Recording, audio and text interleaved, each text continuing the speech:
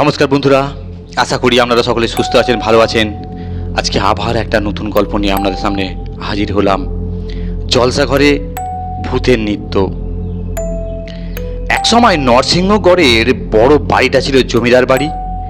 জমিদারি চলে গেছে অনেক কাল, জমিদারদের অবস্থাও পড়ে গেছে বহুদিন। জমিদারের বংশধর অর্থাৎ প্রপৌত্র মশাই কলকাতায় ভাড়া বাড়িতে বাস করেন আর কোনো রকমে কোনো এক সওদাগারি অফিসে কেরানিগিরি জুটিয়ে নিয়েছেন। কোনো রকমে দিন কেটে যাচ্ছে তার। নামেই জমিদারের নাতি, বর্তমানে তাকে মাসের শেষে কাবুলিওয়ালাদের কাছে ধার করতে হয়। নরসিংগড়ের সেই বিখ্যাত জমিদার বাড়ি শেষ পর্যন্ত বহু হাত বদল হয়ে সেট মদনলালের হাতে এসে পড়েছে। মদনলাল ওখানে কারখানা করবেন বলেই বাড়িটা কিনেছিলেন। কিন্তু জমিদার বাড়ি দেখে, মার্বেলের তৈরি স্ট্যাচুগুলো দেখে তার কেমন মায়া হলো।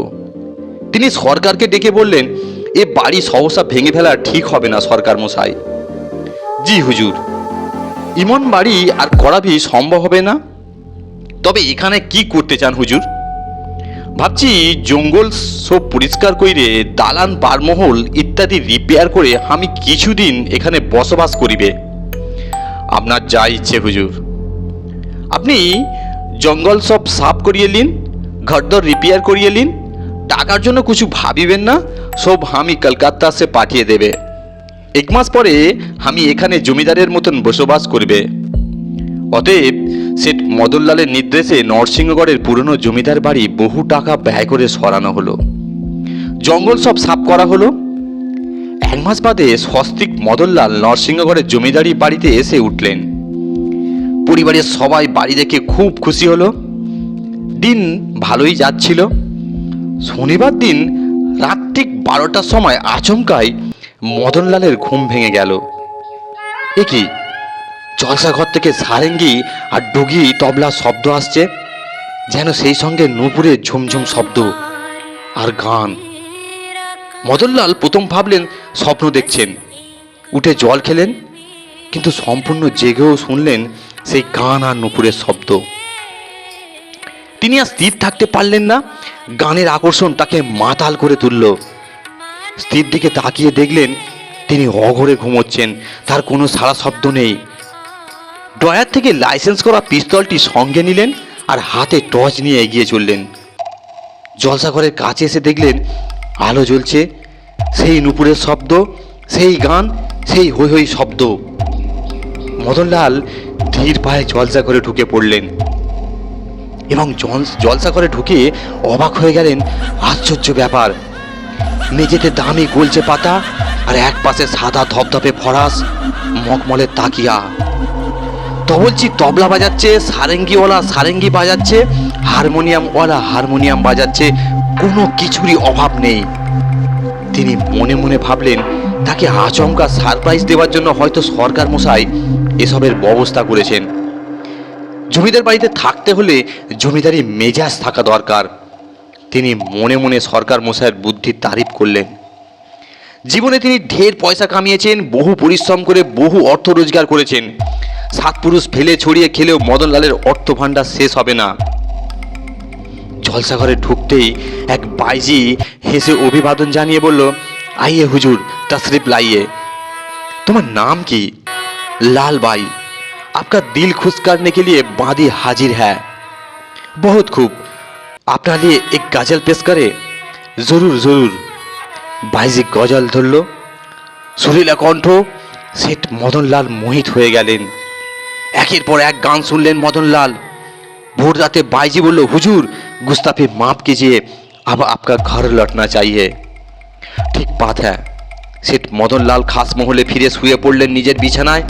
কেউ টেরও পেল না।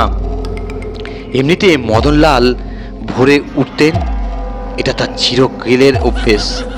কিন্তু স্বাভাবিক কারণে সেদিন তার ঘুম ভাঙতে দেরি হয়ে গেল। 9:30টায় ঘুম ভাঙল মদনলালের। স্ত্রী অবাক হয়ে জিজ্ঞেস করলেন, শরীর খারাপ হয়েছে নাকি? তিনি হেসে বললেন, বিলকুল ঠিক। 10টার সময় সরকার মশাই সেট মদনলালের সঙ্গে দেখা করতে এলেন। হুজুর, আপনার কাল রাতে ভালোভাবে কেটেছে তো? খুব আনন্দে কেটেছে, আমি আপনার উপর বহুত খুশি আছি। আপনার বন্দোবস্ত বহুত আচ্ছা। সেট মদনলাল সরকার মশাইয়ের হাতে 10,000 টাকার একটা বান্ডিল দিয়ে বললেন, এ আপনা পাস রাখ দিজিয়ে। সরকার মশাই অবাক হয়ে জিজ্ঞেস করলেন, কেন সেটজি? জলসাঘরের খরচ টরচ লাগবে তো, টাকাটা রেখে দিন, জলসাঘর বহুত আচ্ছা করে সাজিয়ে দিন।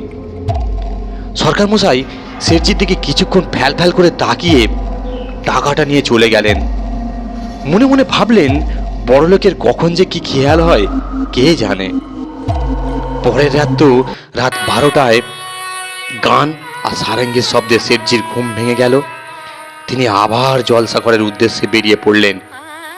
সেই গান আর নাচ একটা অদ্ভুত আবেশের মধ্যে বাকি রাতটুকু কাটতে লাগলো। সেটজি খুশি হলেন। ভোর রাতে সেট মদনলাল আবার নিজের খাসমহলে ফিরে এসে ঘুমিয়ে পড়লেন। ঘুম ভাঙতে পরের দিন দেরি হলো। স্ত্রী দীর্ঘদিন ধরে সেটজির অভ্যাসের কথা জানেন, কিন্তু এভাবে ঘুম ভাঙতে দেরি হওয়ায় খুব অবাক হয়ে গেলেন। ঘুম থেকে উঠে তিনি সচরাচর লেবু জল খান, কিন্তু পরদিন স্ত্রী লেবু জল আনতে ছুঁড়ে ফেলে দিয়ে বললেন, हर रोज नींबू पानी अच्छा नहीं लगता, चाय पीजिएगा, लाओ। চা খেয়ে সেটজি আবার সরকার মশাইকে ডেকে পাঠালেন। চাকরের মুখে খবর পেয়ে সরকার মশাই ছুটে এলেন। সেটজি তাকে 5,000 টাকার একটা বান্ডিল দিয়ে বললেন, আপনি আজ কলকাতা চালিয়ে যান। ছেলেদের কিছু বলতে হবে বুঝি? না, আমার ছেলেদের সঙ্গে আপনার দেখা করার কোনো দরকার নেই। তবে এই টাকা দিয়ে কলকাতা সে আচ্ছা আতর নিয়ে আসবেন। সরকার মশাই অবাক হয়ে তাকালেন। 2-4 বছর ধরে সেটজিকে দেখে আসছেন, সেটজি হঠাৎ আতর আনতে বলছেন, অবাক হওয়ার কথাই বটে। সরকার মশাই অবাক হয়ে টাকা নিয়ে চলে গেলেন। কে জানে বাবা, বুড়ো বয়সে বুড়োর ভীমরুটি ঘুরল কিনা, অথবা জমিদার বাড়িতে বাস করে জমিদারি মেজাজের হলো কিনা। সে হুকুমের চাকর, তেমনটি তার করা চাই। বড় আত্মিকা বাত হাতিকে ধাত। সেটা নিয়ে আড়াল থেকে সেটজির কথাবার্তা শুনে খুব অবাক হয়ে গেলেন। মুখে স্বামীকে জিজ্ঞেস করার সাহস পেলেন না। রোজ রাত 12টায় সেটজি উঠে চলে যান জলসাঘরে। গান ও নাচের আসরে বসে মেতে আনন্দে মাতোয়ারাহারো হয়ে যান। এসব খবর স্ত্রী জানতেন না। একদিন রাতে সেটজি জলসাঘরে চলে যাওয়ায় তার স্ত্রীরও ঘুম আচমকা ভেঙে গেল। তিনি জলসাঘর থেকে ভেসে আসা মেয়েলি সুরেলা কণ্ঠ, সেই সঙ্গে তবলার ও সারেঙ্গির শব্দ শুনতে পেলেন। দেখলেন বিছানায় সেটজি নেই, ঝি মানদা পাশের ঘরেই শোয়। তিনি মানদাজিকে ডেকে তুললেন। এত রাতে আমার সঙ্গে চল। কোথায়? জলসাঘরে। এত রাতে জলসাঘরে কি ব্যাপার মা? আয়, চল চল, গেলেই বুঝতে পারবি। মানদা ঝিকে নিয়ে তিনি জলসাঘরের দিকে গেলেন এবং জলসাঘরের ভিতরে উঁকি দিয়ে তাজ্জব বনে গেলেন। বাইজি গান গাইছে, সারেঙ্গিওয়ালা সারেঙ্গি বাজাচ্ছে, তবলছি তবলা বাজাচ্ছে, আর সেটজি তাকিয়ে হেলান দিয়ে গান শুনছে আর মাঝে মাঝে বলছেন, বহুত খুব, বহুত আচ্ছা। জলসাঘরের ভেতরে কেউ তাদের দেখতে পেল না। তারা আবার গুটি গুটি পায়ে খাসমহলে ফিরে এলেন। মদনলালের স্ত্রী ভোরবেলায় সরকার মশাইয়ের বাড়ি চলে গেলেন। ডাকাডাকিতে সরকার মশাই জেগে উঠে মালকিনকে দেখে অবাক। কি ব্যাপার মা জননী, আপনি কষ্ট করে এখানে কেন? আমাকে ডেকে পাঠালেই আমি ঠিক হাজির হতুম। এত কষ্ট করে আপনার আসার কোনো দরকার ছিল না। প্রয়োজন না হলে আমি কি আর আপনার বাড়িতে ছুটে এসেছি? বসুন মা জননী, তারপর বলুন কি দরকার। আমি আপনাদের হুকুমের চাকর। আমি আপনাকে কয়েকটা কথা জিজ্ঞাসা করতে চাই সরকার মশাই। বলুন। আপনি জলসাঘর নতুন করে গালচে ঝাড় লণ্ঠন কাশ্মীরি কার্পেট দিয়ে সাজিয়েছেন। সেটজি অবশ্য আমাকে জলসাঘর সাজাবার জন্য 10,000 টাকা দিয়েছেন, কিন্তু এখনো সময় করে উঠতে পারেনি। সামনের সপ্তাহ থেকে জলসাঘর সাজাবার কাজ শুরু হবে। বলেন কি? ঠিকই বলছি মা জননী, আপনাকে একটু মিথ্যে বলছি নে। আপনি কলকাতা থেকে বাইজি আর সারেঙ্গিওয়ালাদের আনেননি? না তো মা। এরপর সরকার মশাইকে সঙ্গে নিয়ে মদনলালের স্ত্রী দিনের বেলাতেই জলসাঘরে হাজির হলেন। একই জলসাঘর ফাঁকায়, গালচে ঝাড় লণ্ঠন কিছু নেই, সেই মগমলের তাকিয়াও নেই, সব ফাঁকা। কেবল ভাঙা দেয়ালগুলো আগে ভাগে রিপেয়ার করা হয়েছে, তাছাড়া আর কিচ্ছু নেই। একটা ঘর তালা বন্ধ। সেই ঘরটা খুলতেই একটা ভ্যাপসা গন্ধ বেরিয়ে এলো, দুর্গন্ধ, পচা গন্ধ। সরকার মশাই বললেন, অনেক দিন ধরে পড়ে আছে তো, এ ঘরে মা জননী ঢোকা ঠিক হবে না, সাপ খুব থাকতে পারে। ঠিক আছে, বন্ধ করে দিন। তারপর মদনলালের স্ত্রী সরকার মশাইয়ের কাছে তার গত রাতের অভিজ্ঞতার কথা বললেন। সব শুনে সরকার মশাই অবাক। এই অবস্থায় আমার কি করা উচিত মা জাননী?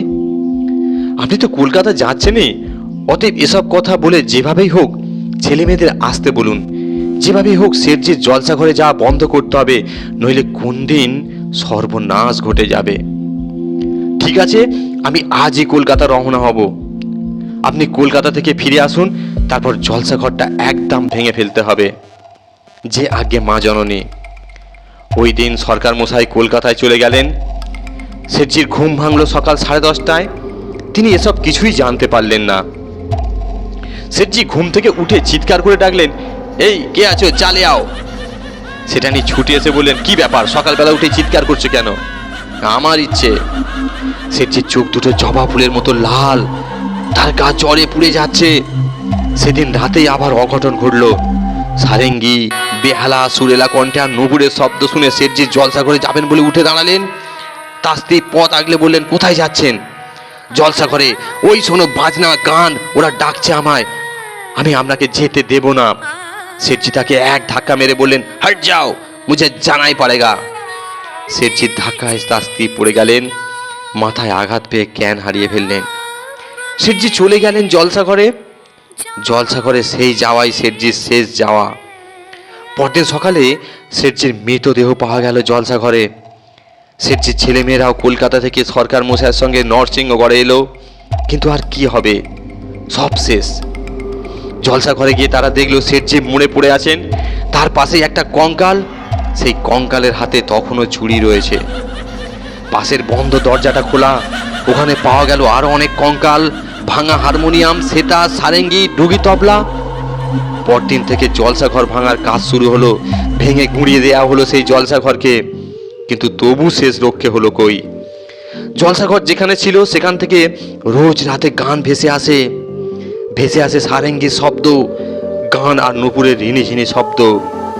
ওই অঞ্চলের পুরনো বাসিন্দা সুশোভন চ্যাটার্জির মতে ওই জলসা ঘর ভেঙে কোনো লাভ নেই, ওরা আসবেই। বহু আগে জমিদার বাবু জলসা ঘরেই পড়ে থাকতেন। রানীমাও ছিলেন ভয়ানক জেদি। এক রাতে রানীমার হুকুমেই একদল জঙ্গলি প্রজা জলসা ঘরে আগুন লাগিয়ে দেয়। তারপর সব শেষ। কিন্তু ওরা এখন ওখানে আসে রোজ রাতে, তাই গান আর নুপুরের শব্দ এখনো শোনা যায় সেই জলসা ঘর থেকে। ধন্যবাদ। আশা করি আপনাদের গল্পটি ভালো লাগবে।